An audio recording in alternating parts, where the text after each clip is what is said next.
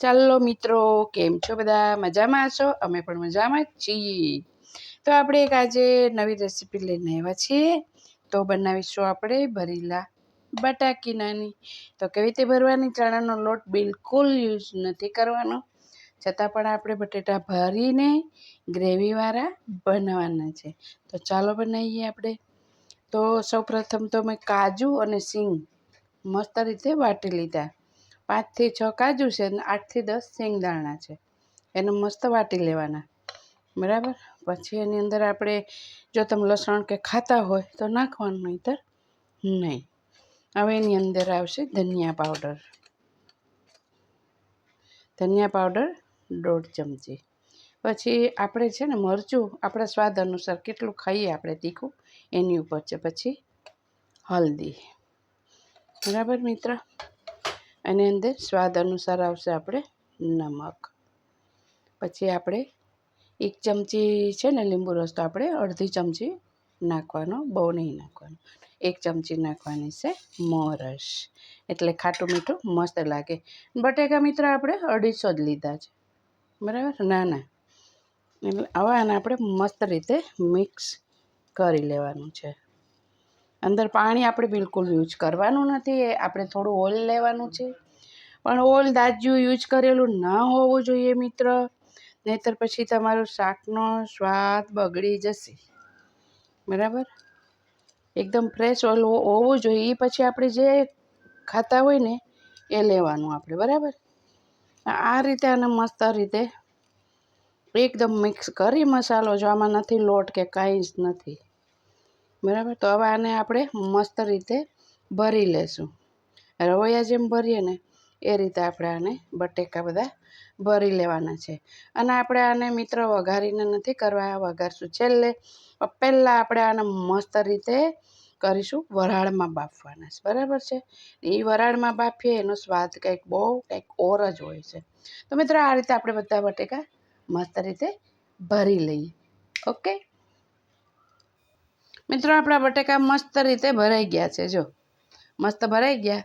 અને હવે આપણે એને 7 મિનિટ સુધી આપણે ફૂલ ગેસે વરાળમાં બાફવાના છે, પાણીમાં નથી નાખવાના, એટલે એનો સ્વાદ બહુ સરસ હોય. તો હવે આને આપણે બાફી લેશું. ઓકે મિત્રો, આવી રીતે એને મસ્ત રીતે હવા એકદમ પેક થઈ જાય ને એવું આપણે વાસણ જે પેટાવે ઢાંકી દેવાનું. ઓકે મિત્રો આપણા બટાકા ઓલરેડી વરાળની અંદર મસ્ત રીતે બફાઈ ગયા. જો થઈ ગયા ને સરસ.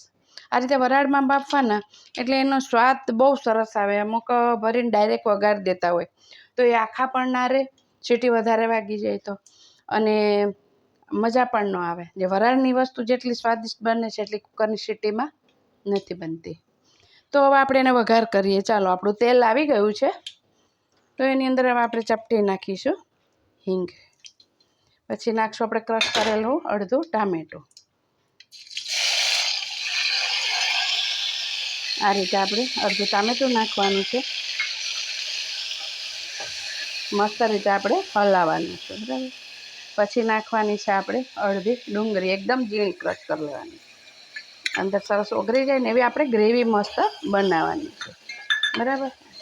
આજે આપણે ચણાનો લોટ બિલકુલ યુઝ નથી કર્યો મિત્ર, અને નાખવાનો પણ નથી, અને ભરેલા બનાવવાના છે. તો આપણે મસ્ત રીતે આપણે સરસ મસાલો બનાવ્યો છે. હેલ્ધી શિંગદાણા, કાજુ, તો બહુ સરસ લાગે. ફરી હવે ધાણા પાવડર આપણે નહીં નાખવાનો મિત્ર. હવે જે આપણે આ વઘાર્યો છે ને મસાલો, એટલું જ આપણે એની અંદર કરીશું મરચું ને હલ્દી ને મીઠું, બરાબર. બીજું કંઈ આપણે અંદર નાખવાનું નથી. આ મસાલા પ્રમાણનું જ આપણે નાખી દીધું છે. અને આ રીતે સહેજ કરી લેવાનું, ગેસ વધારે, અને મસ્ત રીતે ઓગળીને એકદમ મસ્ત ગ્રેવી થશે. પાણી નાખવાનું ન.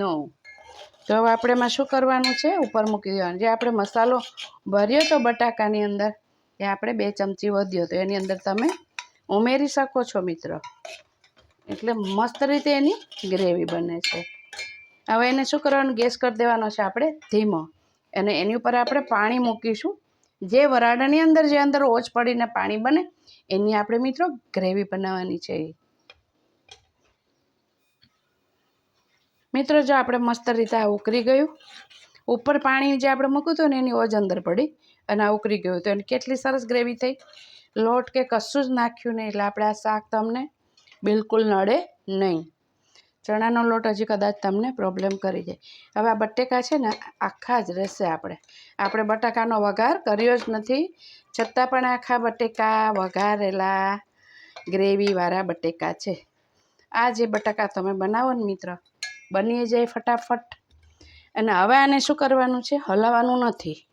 અને 1 મિનિટ સુધી, ઓનલી 1 મિનિટ આપણે ધીમા ગેસે ખાલી તપેલી, પાણી વગરની ખાલી થાળી ઢાંકી રાખવાની, ઉપર પાણી નાખવાનું ન.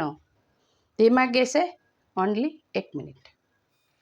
મિત્રો આપણે જો મસ્ત રીતે આપણી ગ્રેવી સરસ પાકી ગઈ અને ઉપર આ તેલ આવી જાય ને એટલે સમજી લેવાનું કે આપણું શાક થઈ ગયું રેડી. જો બધું તેલ ઉપર આવી ગયું એટલે બધું ઓનલી મિક્સ થઈ ગયું છે. તો ચાલો આપણે કરીએ સર્વ. મિત્રો કેવા સરસ ગ્રેવીવાળા આપણા બટાકા બન્યા છે. ભરેલા બટેકા ગ્રેવીવાળા સરસ, પણ કોઈ ટાઈપનો લોટ આપણે યુઝ નથી કર્યો મિત્ર. અને હેલ્ધી બધી વસ્તુ આપણે વાપરી છે. કાજુ, શિંગદાણા આ બધું નાખીને આપણે બટેકાનો મસાલો તૈયાર કર્યો છે. તો હવે અંદર કાંઈ ન ઘટે, આપણે ધનિયા ઘટે. અને મિત્રો જરૂર બનાવજો. લાઈક, શેર, સબસ્ક્રાઈબ જરૂર કરજો મિત્રો. વિડીયો ફૂલ જોવાય છે, કોઈ લાઈક કરતું નથી. લાઈક કરો, બેલ આઇકન દબાવો, જેથી કરીને અમને પણ આનંદ આવે કે ના ભાઈ અમે નવા તમને આવી રીતે રેસીપી આપતા રહીએ, વિડીયો આપતા રહીએ. બરાબર? તો ગમે કે નહીં એ પણ જણાવજો મિત્રો. બરાબર? તો લાઈક, શેર, સબસ્ક્રાઈબ મિત્ર જરૂર કરજો. સર્વ મિત્રને મારા જય શ્રી કૃષ્ણ.